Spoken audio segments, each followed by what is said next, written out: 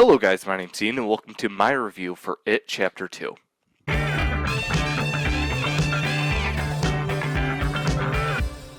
So It Chapter 2 takes place 27 years after the events of It, and it follows the Losers Club as they try to come back and defeat Pennywise once and for all. So coming to this film, I had a ton of expectations. I loved the first It film. I'm not a big horror fan, so for me to enjoy a horror movie, it takes a lot. It's very rare for me to enjoy it. So I really enjoyed the first, and I was really looking forward to this film. And while this film to me is not a complete disaster by any stretch of the imagination, I was a little let down, to be honest with you. I'm not one to be super negative about films, and I feel like I'm a lot easier on films than a lot of people. But this film definitely let me down in a few regards, but in other regards, it gave me exactly what I wanted. So, first off, I have to talk about the cast. Um, the casting is excellent. They perfect actually. I wouldn't even say it's just absolutely perfect. Um, James McAvoy, Jessica Chastain, Bill Hader, all of the people, phenomenal. James McAvoy actually he's probably my personal favorite. But the point is they all of the older characters act just like their younger counterparts, but just older, 27 years later. Um, so this film, in my eyes, starts off really good. Um, Although I will say, at first I thought this film started off with kind of like a little political messaging, um, and I felt that way. But then, as I kind of thought about it, and you'll see it if you watch the film or if you've seen the film. Um, I think it's just the fact that people in Derry suck, and so I don't think it's as much of political messaging and more just because I just ignore political. I don't like politics in my movies and games and what have you. So I was afraid that's what they were doing, but in retrospect, I think they were just people suck in Derry and they do sucky things. Anywho, after that, the first act is really good. I personally think kind of getting the Losers Club back together, super funny, awesome intro um, to the movie, uh, and I liked what they were doing with that. As we went on, that's where the issues came in. The second act of this film just drags and drags, and it's so predictable. It's unfortunate because, in essence, it's simply just. I'm trying to think of how to do this without spoiling the film, but our characters need to find something, and each character does the exact same thing. It's just a little different. It's weird. They kind of each character goes on a quest, but there's no reason to do all five or all six or whatever quests because it's so predictable. Ooh, they let's say James McAvoy goes on a quest. Old memory pops up. Pennywise scares him in some way, shape, or form, and um, finds the thing he needs. And that happens for every single character. And it's like, okay, after one or two, I know Pennywise is going to come and scare them. Because that's what's happened for every single one. It happens literally 5 times. This movie drags unbelievably long. It's a very long film. I never felt bored throughout this film. But I will say it drags and it drags in that middle act. And it's not needed. I've got a little bit of notes here.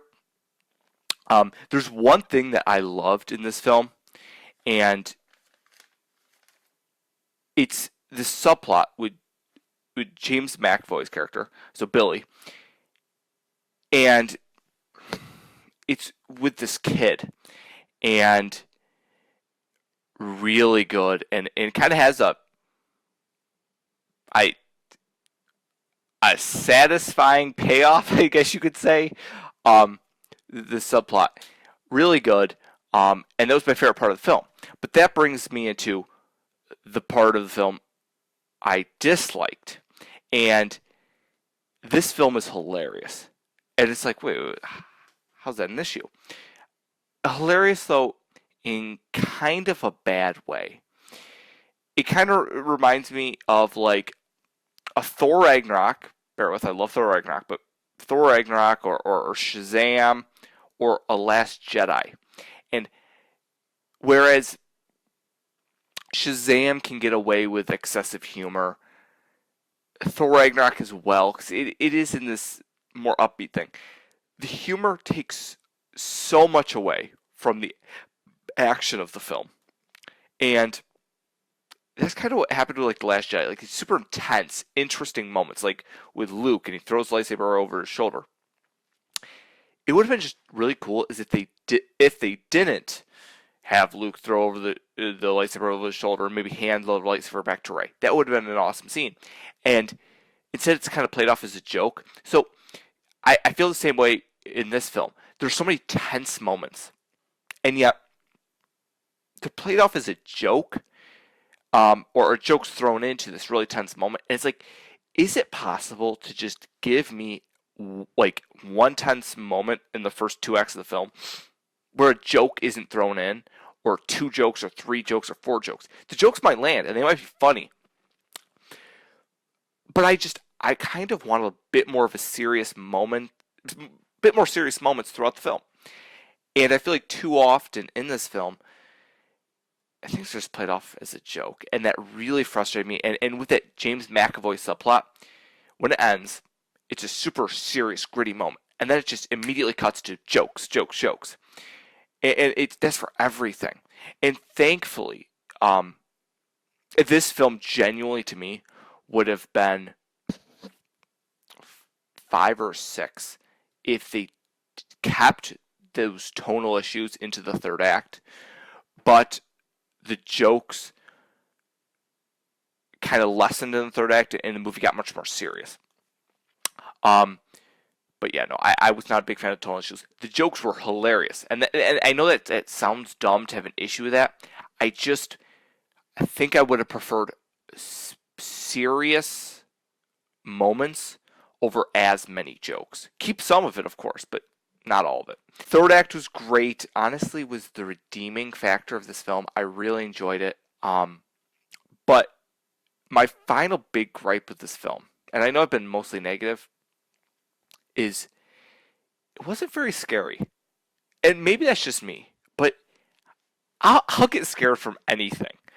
And I was barely scared by this film at almost any point. There were one or two cool, good jump scares or gross images, but really, I think they could have done a better job building up ambience, and they didn't. Just see what people think about if the film was scary or not, because I'm not a crazy horror person. There were some really cool scenes.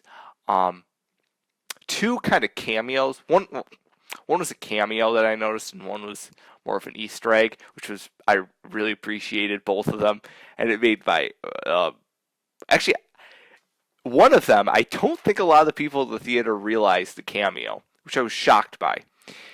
But then the second, the Easter egg, everyone pretty much got in my theater, and maybe as well that's what it was with like the scariness.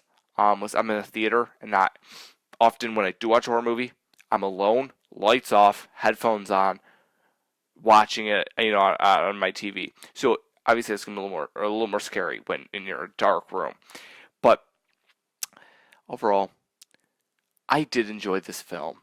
The cast was phenomenal. The jokes landed. It's just too many of them at the wrong time. It was too long. Second act dragged. It was predictable. And Pennywise, again, some people might disagree with me on this.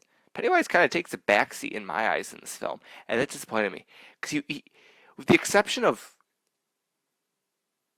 2, maybe 3 scenes, he isn't scary in my eyes.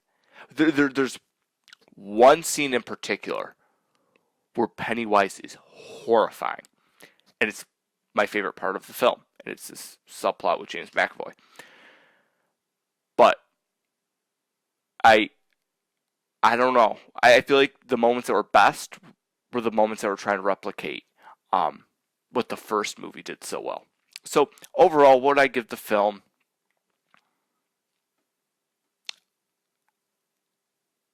I'm going to give it a critical 7 and a personal enjoyment of probably an 8. I give it a little more because as I was saying, I'm easier to please. But I could see people giving this a 6 or as low as a 5 if they were really disappointed. I'm like a critical scale because there were some things that were disappointing. There were some things that they should have fixed. And I just don't think it worked as well for a horror movie. But yeah, I enjoyed it, but wasn't crazy sold on it.